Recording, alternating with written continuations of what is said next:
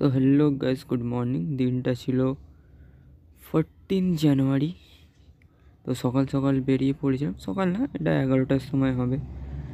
আর যাচ্ছিলাম আমাদের একটু ওল্ড স্কুলে। তো কাছাকাছি চলে এসেছিলাম। ভয়েস ওভার দিতে হচ্ছে, সাউন্ড মানে রেকর্ড হয়নি, বোঝা যাচ্ছে না সাউন্ড, যতটা রেকর্ড হয়েছে নয়েজটা বেশি, তাই জন্য সাউন্ড ভয়েস ওভার দিচ্ছি। তো চলো স্কুলে দেখা যাক। ও, ইন্ট্রো দিতে ভুলে গেছি কথায় কথায়। Hello guys, welcome back to my channel your little Shubham. আর এটা হতে পারে আমার বাংলার লাস্ট ব্লগ, মোটো ব্লগের ওপর দিয়ে। বাকি ব্লগ বাংলাতেই হবে, মোটো ব্লগটা হিন্দি। তো চলো স্কুলের গেটে ঢুকে গেছি। এটা আমার পুরনো স্কুল, তাই ঢুকছি।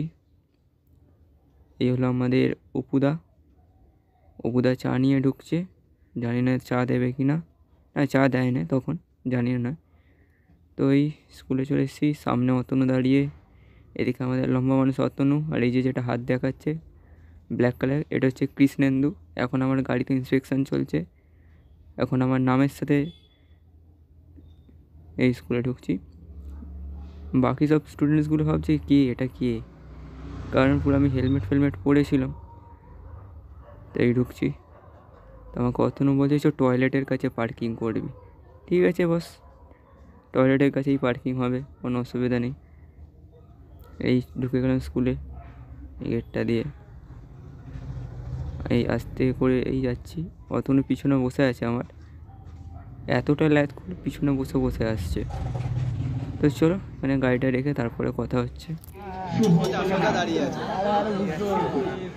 তাই আমি অনুরোধ করবো ভারপ্রাপ্ত প্রধান শিক্ষক সম্মানীয় শ্রী প্রদীপ কুমার কলি মহাশয়কে পতাকা উত্তোলন। আর আমি আজকের এই বিশেষ মুহূর্তে